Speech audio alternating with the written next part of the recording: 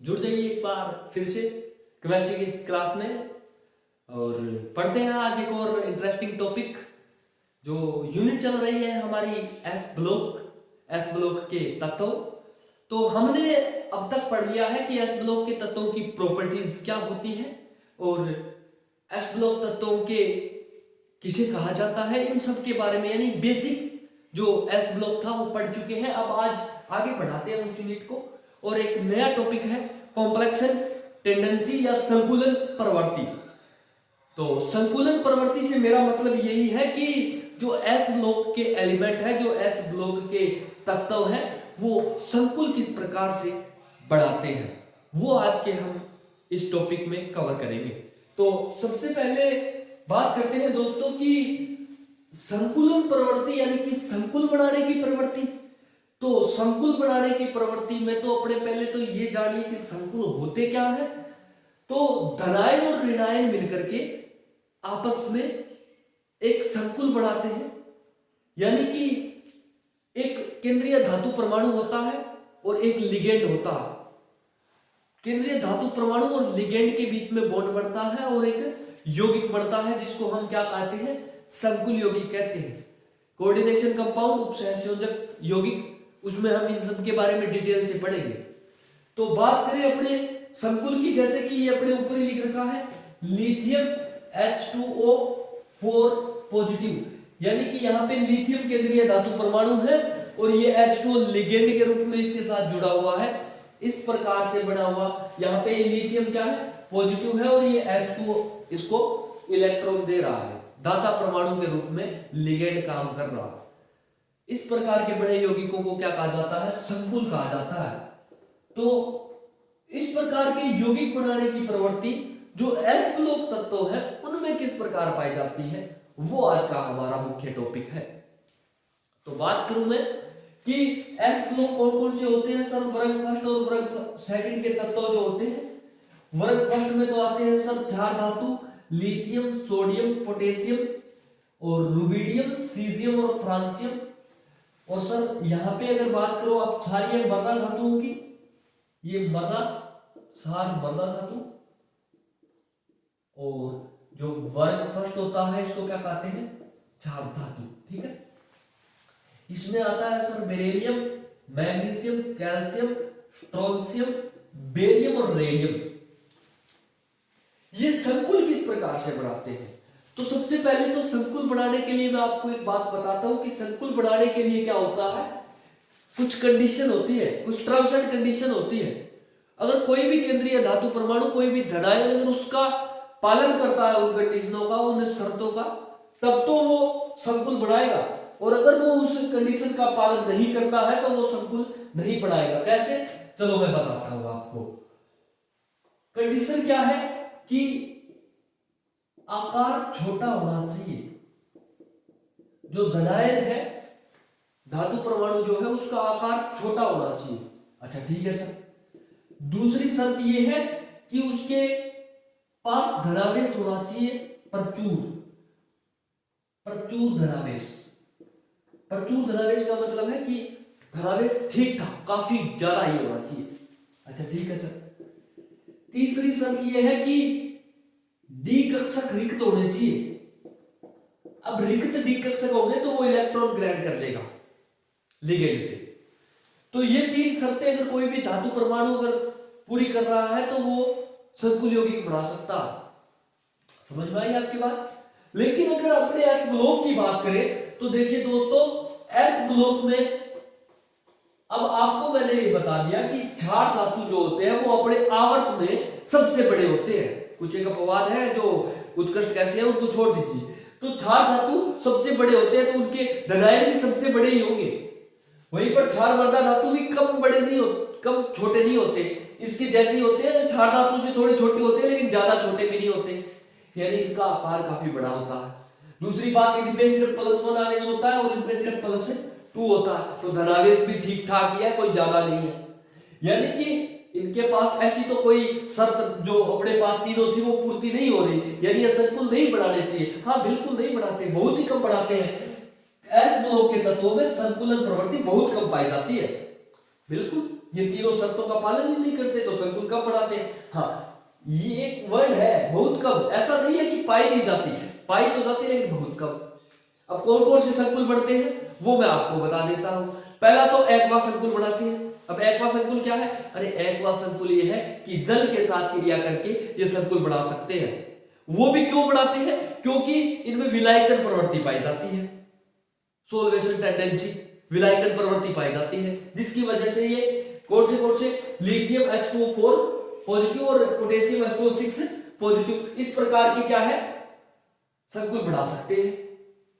अब इसके बाद में और कोई संकुल नहीं बढ़ाते। हाँ, कुछ एक है, थोड़े बहुत और संकुल वो बढ़ा सकते हैं, लेकिन ज्यादा संकुल नहीं बढ़ाते। वो कुछ है, कौन कौन से हैं वही तो इंपॉर्टेंट है। अब बात करूंगा मैं, आपके सामने एक वर्ड आएगा क्राउन इथर। चलो पहले एक पढ़ लेते हैं फिर बताता हूं। सन 1967 में पीटरसन नाम के साइंटिस्ट ने क्राउन इथर के साथ क्षार धातुओं के संकुल बढ़ाए थे। यानी पीटरसन नाम के साइंटिस्ट ने सन 1967 में क्राउन इथर के साथ क्षार धातुओं के संकुल बढ़ाए। अब पढ़ेंगे क्राउन इथर, ये जो शब्द आया है ना, ये क्राउन इथर, यही तो इंपॉर्टेंट है कि सर क्राउन इथर क्या है। ये स्ट्रक्चर आपको दिख रही है, आपके मन में आ रहा है कि सर क्या क्या बड़ा क्या रखा है आपने, ये क्या कर क्या रखा है, ये क्या है, क्या ये जाल सा क्या है, ये पिंजरे नुमा संरचना है क्या, यही बताएंगे, यही तो बताना है, यही तो मेन टॉपिक है। चलो पहले बात करते हैं क्राउन इथर की। हाँ, इससे पहले एक चीज बता देता हूं भाई, नोबेल मिला था इनको, पीटरसन को नोबेल पुरस्कार से नवाजा गया था अपनी इस खोज के लिए, ठीक है। तो अब बात करते हैं क्राउन इथर की। तो जैसा कि आप लोग जानते हो कि ROR इस समूह को क्या कहा जाता है, इथर समूह कहा जाता है। तो क्राउन इथर की बात करूं तो क्राउन इथर कुछ नहीं होते, पॉली इथर होते हैं। हाँ सर समझ गए, यानी कि इथरों की कई इकाई जुड़ जाए तो पॉली इथर। हाँ वही भाई, इथर की अगर कई इकाई जुड़ जाए यानी बहुलकीय इथर बढ़ जाए तो वो क्राउन इथर कहलाता है। लेकिन क्राउन इथर क्यों कहलाता है? क्योंकि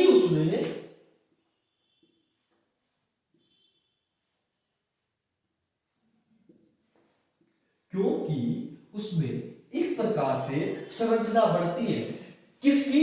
कार्बनिक भाग जो होता है उस पॉलीइथर का, वो मुकुटनुमा, मुकुट यानी कि क्राउन। अरे ये वाला क्राउन भैया, प्रिंसेस राजकुमारियों के सर पे जो मुकुट सजता है, राजाओं के सर पे जो मुकुट सजता है, क्राउन, ये क्राउन रूप का होता है, मुकुट रूप का। दूसरा इसको पिंजरेनुमा भी बोला जाता है, पिंजरेनुमा संरचना होती है।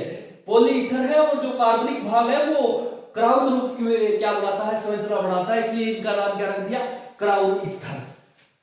अब क्राउन इथर आ गया, अब इनका नाम बता देता हूं कैसे लिखते हैं। नाम ऐसे लिखते हैं कि इसमें टोटल परमाणु भी हो 1 2 3 4 5 6 7 8 9 10 11 और 12। अब टोटल परमाणु कितने? 12। तो इनका नाम इस प्रकार से लिखा जाता है 12 क्राउन, ठीक है सर। फिर ऑक्सीजन कितने? 4, 12 क्राउन 4 इथर, ये इस प्रकार से इसका नाम लिखा जाता है, ठीक है सर समझ गए। आप तो आगे चलिए, आप तो एस ब्लॉक की संकुलन प्रवृत्ति बताइए, टॉपिक तो आपका वो चल रहा है, आप कहां क्राउन इथर में उलझा रहे हो? अरे नहीं भैया, नहीं उलझा रहा मैं आपको बता रहा हूं कि जो क्षार धातु है ना, उनकी क्राउन इथर के साथ संकुल बढ़ते हैं। अब इन्हीं के साथ क्यों बढ़ते हैं? क्योंकि आकार बड़ा होता है, आकार बड़ा होता है क्षार धातुओं का, आकार बड़ा होने की वजह से ये क्राउन इथरों के साथ संकुल बढ़ाते हैं। किस प्रकार से? ये लिथियम, ये चारों ऑक्सीजन यहाँ पे 1 2 3 4 दाता परमाणु है। अरे दाता परमाणु है, लिगेंड की भांति व्यवहार कर रहे हैं, इसको इलेक्ट्रॉन दे रहे हैं। ये तीर का निशान और तो क्या दर्शा रहा है? यही दर्शा रहा है कि इसको ऑक्सीजन, इसको लिथियम को इलेक्ट्रॉन दे रहा है। इस प्रकार से ये क्राउन रूप जो स्ट्रक्चर होती है उसमें लिथियम धनायन जो वो अच्छे से फिट आ जाता है और संकुल बना लेता है। इस संकुल का नाम है लिथियम 12 क्राउन 4 संकुल। इसी प्रकार के संकुल बनाए थे पीटरसन ने और नोबेल मिल गया था। अब नोबेल पता होगा सर्वोच्च पुरस्कार होता है विज्ञान के क्षेत्र में, अगर कोई अच्छी खोज कर दे तो वो सर्वोच्च पुरस्कार इसको मिल गया था, क्योंकि क्षार धातुओं की संकुलन प्रवृत्ति बहुत ही कम थी, इनके संकुल ज्ञात ही नहीं थे। इन्होंने 1967 इतना लेट जाके बढ़ाया, समझ गए। हाँ, अब एक चीज और है, जितना बड़ा क्राउन होगा उतना बड़ा धनायन उसमें फिट होगा, जितना बड़ा क्राउन होगा उतना बड़ा धनायन फिट होगा उसमें। अब यहाँ पे सिर्फ 12 क्राउन 4 संकुल यानी 4 ऑक्सीजन और 12 क्राउन यानी टोटल 12 परमाणुओं का क्राउन था। ठीक है, लिथियम, सोडियम, पोटेशियम, सीजियम, इस प्रकार से क्रम चलता जाता है। ये सबसे छोटा होता है, आकार बढ़ता जाता है। अब पोटेशियम का आकार बड़ा है, आकार बड़ा है तो क्राउन भी बड़ा चाहिए। 18 क्राउन 6 संकुल, पोटेशियम 18 क्राउन 6 संकुल यानी टोटल परमाणु कितने हैं? 18। यानी जितना बड़ा क्राउन होगा उतना बड़ा उसमें धनायन फिट हो जाएगा और संकुल बढ़ा लेगा। अब इनकी खासियत होती है क्राउन ईथर के संकुलों की, जो 4 धातुओं के साथ बना रहे हैं। खासियत एक और इनकी ये भी है कि ये असाधारण संकुल बना सकते हैं। असाधारण मतलब अरे उप सहसंयोजक संख्या 10 तक के, अगर किसी केंद्रीय धातु परमाणु की उप सहसंयोजक संख्या 10 है तो भी ये उनके साथ संकुल बना देते हैं। अब उप सहसंयोजक संख्या से मतलब क्या होता है कि कोई भी केंद्रीय धातु परमाणु अन्य कितने परमाणुओं के साथ जुड़ा हुआ है वह उसकी उप सहसंयोजक संख्या। जैसे कि यहाँ पे पोटेशियम की उप सहसंयोजक संख्या 6 है। अगर इस प्रकार अगर कोई ऐसा भी परमाणु आ जाए तो 10 अपने साथ जोड़ सकता है तो उनके साथ भी क्राउन ईथर संकुल बना सकते हैं। और इनके जो संकुल होते हैं उनका रंग भैया काले रंग के होते हैं, काला रंग काला रंग होता है इनका संकुलों का। तो ये थे अपने एस ब्लॉक तत्वों के संकुल। अब इसके अलावा क्राउन ईथर के बाद में एक वर्ड आएगा क्रिप्टेट। अब ये क्रिप्टेट क्या बोला अभी? अरे जिस प्रकार से क्राउन ईथर में ऑक्सीजन दाता परमाणु है ना, अरे ये ऑक्सीजन यहाँ पे दाता परमाणु है ना भैया, ये दाता परमाणु ऑक्सीजन की जगह अगर नाइट्रोजन भी हो तो ऐसे यौगिकों को क्या कहा जाता है? क्रिप्टेट्स कहा जाता। वो क्रिप्टेट्स बहुत ज्यादा इंपॉर्टेंट है, बहुत ज्यादा ही इंपॉर्टेंट है। क्यों? क्योंकि क्लोरोफिल ए और क्लोरोफिल बी, सुना सुना लग रहा है नाम, जब सुना सुना नहीं लग रहा, नाम सुना सुना लग रहा, यानी नाम सुनाई दिया होगा कहीं पे तो क्लोरोफिल। अरे ये क्लोरोफिल नाम सुनाई दिया होगा, है क्या ये क्लोरोफिल? क्लोरोफिल ए व क्लोरोफिल बी क्या होते हैं? अरे मैग्नीशियम के संकुल क्रिप्टेट्स के साथ। कहां पाया जाता है क्लोरोफिल? हरे पौधों, पेड़ पौधों की पत्तियों में। अरे अगर पेड़ पौधे नहीं होंगे, अरे क्लोरोफिल नहीं होगा तो पेड़ पौधे नहीं होंगे। पेड़ पौधों के बिना जीवन यापन संभव है क्या? नहीं। अपने जीवन का बहुत इंपॉर्टेंट भाग होता है क्लोरोफिल। और ये क्या होता क्या है? ये मैग्नीशियम। अब ये जो अपने अब तक पढ़ा था ये क्षार धातुओं के संकुल पढ़े थे। अब क्षार वर्धा धातुओं के संकुल, क्योंकि एस ब्लॉक में तो क्षार वर्धा धातु भी आती है, तो मैग्नीशियम क्षार वर्धा धातु है। तो मैग्नीशियम के संकुल क्रिप्टेट्स के साथ क्लोरोफिल ए और बी की स्ट्रक्चर पढ़ेंगे और उसके साथ में ईडीटीए के बारे में भी पढ़ेंगे।